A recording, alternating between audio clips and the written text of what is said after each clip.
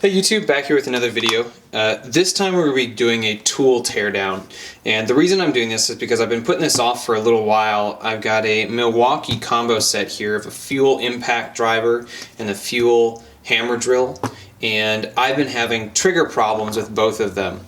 I'm probably going to do the impact driver in another video, but as you can see, the lights are on, nobody's home. It won't turn on, and I've had a number of other friends who have had this issue as well, so we'll do that at another time. I'm having another trigger issue though with this hammer drill, and I believe it's simply mechanical. I don't believe that the trigger's actually gone bad, and what's been happening is when this is in the locked position, the trigger will actually go all the way in. Nothing will happen, but it will go all the way in. Now, when I put it in regular mode, or going with a right-hand revolution clockwise, it wants to not go. Basically, the lock is engaged at this point. And if I pull really hard, you'll see it turn. But if we put it into a counterclockwise, that's the speed it should be turning at. So I'm going to tear this apart, see if I can't reset the lock that's in this, and get this back up into working order. So, hope you enjoy.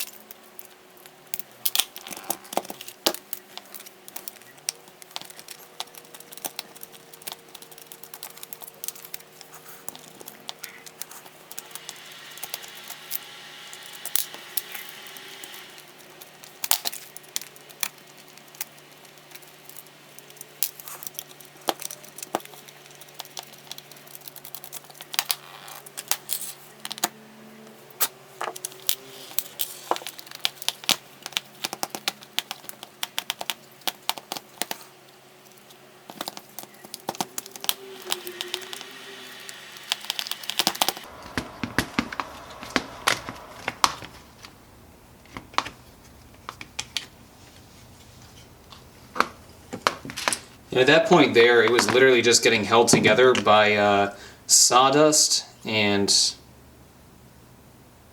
stone dust, I imagine. That was cracked into all the crevices of this. So, took a little bit of weaseling, but now it's opened up. As you can see, it's quite dirty. I haven't opened up this particular drill before, so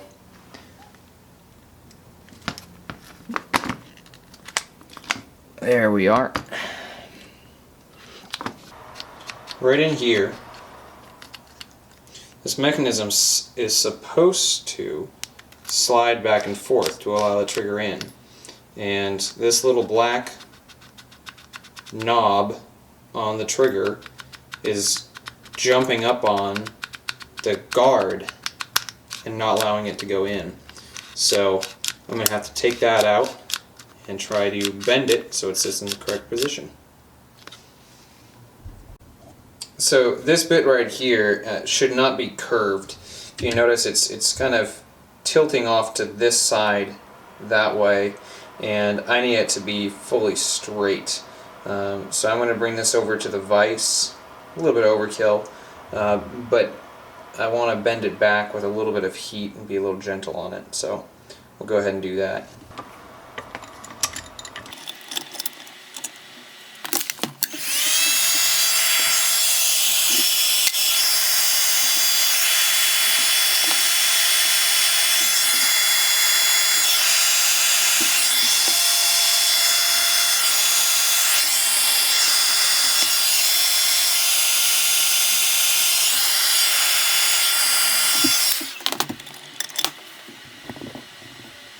Now, as you can see, we're looking at this and it's straightened out again. We're looking at it straight on. The reason I used a heat is quite a number of the pieces in this drill are fiber reinforced plastic. This is not, so I wanted to heat it back up. It's a somewhat solid plastic. I'm not exactly sure what it's made out of. It doesn't feel like it's ABS. But I did want to warm it back up so it's a little more ductile as I moved it back and try to get it to bring back some of its plasticity or memory of its original molded shape, and that seemed to work out pretty well. So we'll assemble this back in the drill and see how it works. Here we go, putting it back together.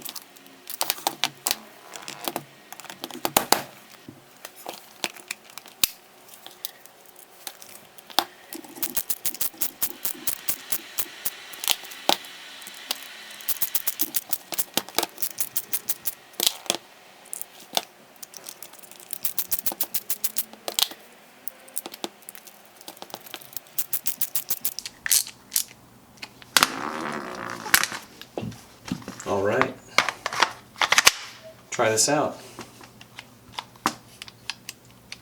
So in the middle position, it's locked. In the clockwise, it's moving the speed it should again, counterclockwise. So it looks like we got a working drill again.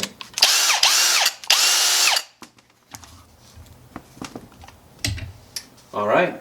Hopefully that's helped out some of you guys if you run into a similar problem. Now, I know in this case this was a mechanical problem. I know quite a few people have had issues with the switch itself dying. That's what I'm going to be taking a look at with the impact driver, because I do believe it's actually the switch that has died in this, unfortunately. But yeah, so look forward to that video, and thank you very much for watching.